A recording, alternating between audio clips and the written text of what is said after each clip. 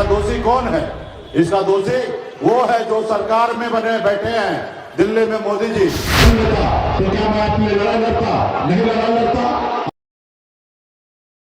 निषादों के आरक्षण के लिए संकल्प यात्रा पर निकले पूर्व मंत्री व वीआईपी सुप्रीमो मुकेश सहनी आज निषादों के आरक्षण के लिए बिहार के मुख्यमंत्री नीतीश कुमार के गृह जिले में जाकर गरजते हुए नजर आए हैं। कल ही हमने आपको दिखाया था कि मुकेश सहनी ने भाजपा को चैलेंज किया है और आज देखिए मुकेश सहनी जिस प्रकार से नालंदा पहुंचकर नीतीश कुमार को और बिहार सरकार को ललकारते हुए नजर आ रहे हैं। अपार समर्थन मुकेश सहनी को मिलता हुआ दिख रहा है। इससे मुकेश सहनी गदगद हैं।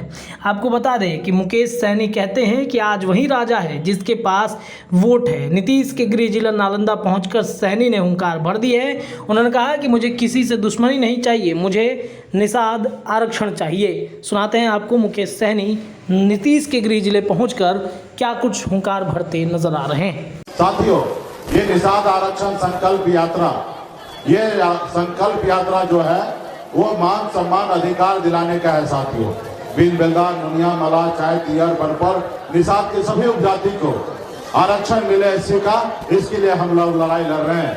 आप सभी को जानकारी हो कि बंगाल में निषाद को आरक्षण मिल रहा है, दिल्ली में आरक्षण मिल रहा है, लेकिन बिहार में नहीं मिल रहा है। और 2015 में हम लोगों ने लाठी डंडा खाकर बिहार से आरक्षण का अनुशंसा करवा के दिल्ली सरकार के पास हमने भेज दिया है। अभी दिल्ली के सरकार से हमें लड़ाई लड़ना है। हमें हमारा आरक्षण हक हमें चाहिए। ये आरक्षण जो है वो हमें भीख नहीं, ये हमारा अधिकार है। साथियों, अधिकार है। आप ही बताइए कि देश एक है, संविधान एक है, देश को चलाने वाला माननीय प्रधानमंत्री एक है, देश के गृह मंत्री एक है, तो हमारे साथ भेदभाव क्यों? आप बताइए। हिंदुस्तान का पार्ट है बिहार, और बिहार एक ही संविधान से चलता है, बंगाल एक ही संविधान से चलता है, लेकिन बंगाल में निषाद को, बिंद को, बेलदार को आरक्षण है, बिहार में नहीं है। तो इसके लिए साथियों, इसका दोषी कौन है? इसका दोषी वो है जो सरकार में बने बैठे हैं दिल्ली में मोदी जी, ये दोषी है। और दूसरा दोषी आप और हम हैं कि हम अपने हक अधिकार के लिए हम लोग लड़ाई नहीं लड़ पाए। साथियों, अगर आज हम 30, 40 साल, 50 साल पहले अधिकार के लिए लड़ाई लड़ते और समाज को आज आरक्षण मिल गया होता, तो आज ये निषाद समाज जो है, बेलदार समाज जो है, वो अभी आगे निकल गया रहता। आज आरक्षण मिल गया होता तो निषाद का बेटा कलेक्टर होता। आज मैं यूपी, बिहार, झारखंड, आज मैं यूपी, बिहार, झारखंड में जाता हूं, देखता हूं, एक भी निषाद का बेटा कलेक्टर नहीं है। अगर हमें आरक्षण मिल गया होता तो आज आरक्षण मिल गया रहता तो निषाद का बेटा कलेक्टर होता, एसडीओ होता, बीडीओ होता, सीओ होता, डॉक्टर होता, इंजीनियर होता, लेकिन नहीं है। साथियों, इसके लिए हम सभी को लड़ाई लड़ना पड़ेगा। आज हमारा इस देश में उतना ही अधिकार है जितना दूसरे लोगों को जीने का अधिकार है। इस देश को आजादी दिलाने के लिए हमारे पूर्वज ने शहीद हुआ, तब जाके देश आजाद हुआ। इसलिए साथियों, अगर इस आजाद भारत में सर उठा के जीना है, मान सम्मान अधिकार के साथ जीना है, अगर आप चाहते हैं कि आपके बच्चे अच्छे जिंदगी जिए, तो सिर्फ 2 काम करना है। एक काम, 1 रोटी कम खाइए, लेकिन अपने बच्चे को पढ़ा लिखा के काबिल बनाइए। और दूसरा, अपने हक अधिकार के लिए संघर्ष कीजिए, लड़ाई लड़िए। जब तक आप अपने हक अधिकार के लिए लड़ाई नहीं लड़िएगा, तब तक आपको आजादी नहीं मिलेगा। साथियों, तब तक आजादी नहीं मिलेगा। आप सभी को पता है, देश आजाद हुआ। देश आजादी के बाद बाबा साहब भीमराव अंबेडकर ने एक संविधान बना के हमें दिए, हमें एक लोकतंत्र दिए। पहले ऐसा हुआ करता था कि राजा का बेटा राजा बनेगा, राजा का बेटा रानी के कोख से अगर बच्चा जन्म ले वही राजा बनता था। लेकिन बाबा साहब भीमराव अंबेडकर ने कहा कि अब जरूरी नहीं है कि राजा का बेटा ही राजा बनेगा, अब राजा वही बनेगा जिसके पास वोट होगा, और जिसके पास वोट होगा वही राज्य का मुख्यमंत्री और देश का प्रधानमंत्री बनेगा। जिसके पास वोट होगा वही राज्य का मुख्यमंत्री, देश का प्रधानमंत्री बनेगा। साथियों, लेकिन आपके पास जो ताकत मिला वो उसका आपने सही से इस्तेमाल नहीं किया।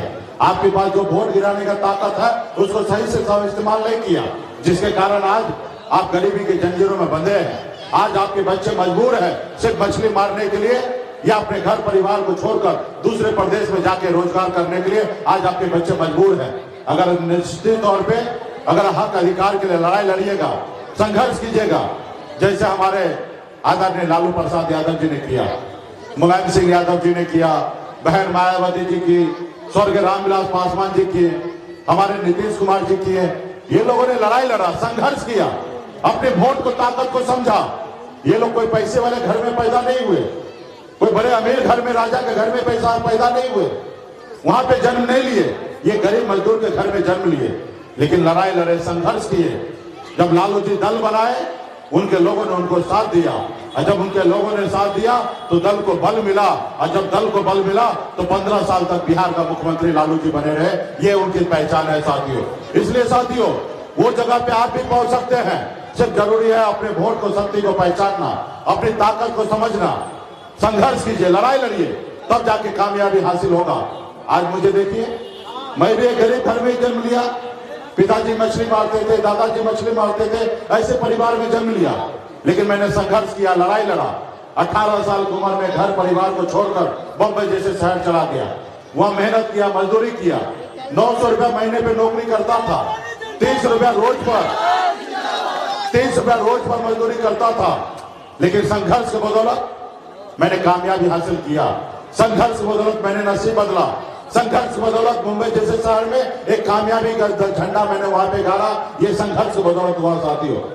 फिर मैंने बिहार लौट के देखा, लोग चांद पे घर बनाने के लिए सोच रहा है, लेकिन आज भी इस धरती पर हमारे लोगों के लिए रहने के लिए घर नहीं है, उनके घर पे जाने के लिए रास्ता नहीं है। इनके लिए कौन लड़ेगा? इनके लिए आप ही को लड़ना पड़ेगा साथियों, आप ही को लड़ाई लड़ना पड़ेगा। तो इसलिए साथियों, आज आपका दल बल बन चुका है, अपने नेता, अपने साथी के साथ, अपने लोगों के साथ रहिए और आने वाला समय में लड़ाई लड़ेंगे साथियों। आज तक आपने देखा 10 साल पहले, 8 साल पहले निषाद समाज को लोग क्या मानता था? लोग इनको मानता था कि मल्लाह का मतलब सिर्फ मछली मारना है। अगर ये वीडियो पसंद आई और वह बिहार के राजनीति और बिहारियत से सरोकार रखेनी तो सब्सक्राइब बटन दबा के चैनल के सब्सक्राइब कर ली। ओजे एगो घंटी बा, ओकरा बटन दबा देला से कुल सटीक और मारक खबर रुआ मुफ्त में मिल जाई। अगर रुआ पत्रकारिता के हमनी के नया प्रयोग में सहयोग कर चाहतानी तो ज्वाइन बटन दबा दी। पेटीएम नंबर नोट कर ली 9386816700। धन्यवाद।